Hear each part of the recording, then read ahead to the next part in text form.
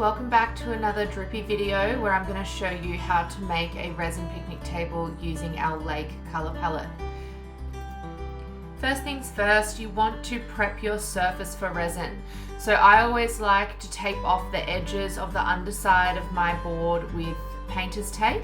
I find regular masking tape or packing tape can leave a sticky residue on the surface, especially if your board is unvarnished like mine is. So here I'm just trimming off the excess tape along the edges just to make sure I get a nice clean edge. Now you want to go ahead and mix your resin together. So I'm using a 1:1 ratio resin. This is the resin that comes in all of our original Drippy DIY resin art kits. So I just want to mix equal parts A and B together. And a handy tip is I actually like to add a little splash extra of part B just to make sure that there's enough hardener in the mixture.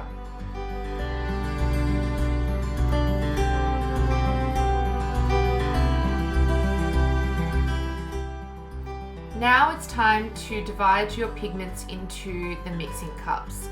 So here I'm just adding a really small amount of our emerald green pigment into a plastic cup, and then I'm going to add my resin into that cup and mix the colour through the resin really well.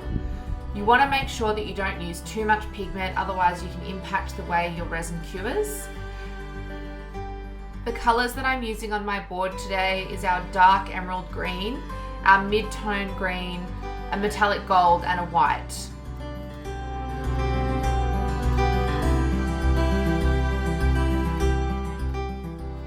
Today I'm going to be using a method called a dirty pour, and this basically means that you pour all of your coloured resin back into a single cup, layering the colours on top of one another, and then when you pour this on your surface you'll get a really lovely blend of the colours without them mixing too much. It's really important to make sure that once your colours are all in that single dirty pour cup that you don't mix them together. Let them stay separate in the cup. They will mix themselves a little bit once you pour it onto the board. Now that I've got my dirty pour cup out on my board, I'm just going to fill in the gaps with some solid pigment. So I'm just going in with my emerald green resin here just to fill in the gaps and add a little bit of depth around that dirty pour. And now I'm going in with my mid-tone green just through the emerald just to break it up. Now I like to just blend my colours together very gently with a paddle pop stick, just to make sure that there's no harsh lines and that the colours blend together seamlessly. It just helps things look a little bit more natural. And then I can go in with some more detail. So here I am adding some gold pigment rippled through the resin, and I really love the way that this spreads out and creates a really shimmery effect in the sunlight. And now I'm adding my white. So I'm going to be blowing this white back the same way that I would if I was creating a wave on a blue resin art piece. And here you can see that I really hate wasting resin.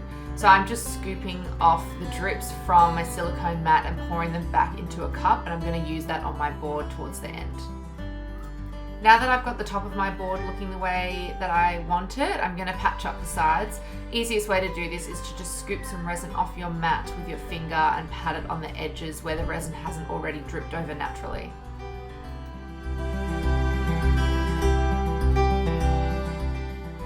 With the cup that I collected my drips in, I'm actually going to use this on my board now, and it's been about 30 minutes since I did my original pour. I'm just attempting to create some resin ribbons here, and by allowing my resin to set up and cure a little bit more, the colours should ideally stay a little bit more separate in that ribbon that I'm pouring onto my board. This is a different technique that you can use if you're wanting to create a little bit more dimension in your piece. And it's also not going to blur into the white resin as much because it's quite thick and cured. Now because this resin is already curing, I'm just going to heat it with my heat gun to pop any air bubbles that have been trapped in that stream. Our resin is quite bubble releasing on its own, so I find that I don't normally have to heat up my resin pieces when I'm making a cheese board or a painting. However, if it has started to cure and get quite thick, those bubbles can have trouble releasing on their own. So my resin has been curing for about 8 hours now, and I'm going to do a clear flood coat on top just to lock in my resin design and to seal up that raw wood.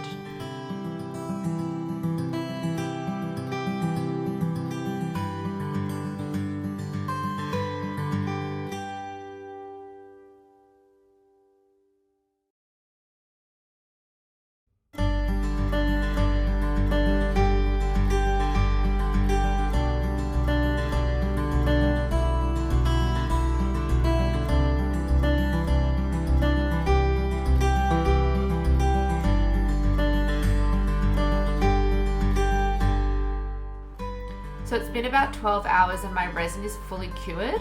So now I'm just going to take the tape off the back of the board, and I'm also going to treat the raw wood on the underside of the board with a little bit of cutting board wax.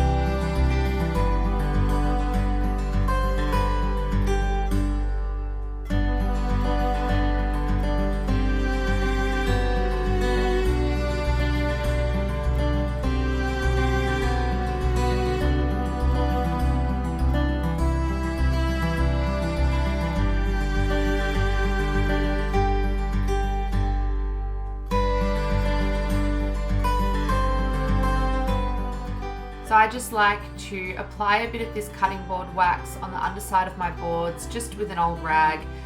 This helps to nourish the wood and protect it, and it's something that you can do to your boards every couple of months just to make sure the wood's nice and hydrated.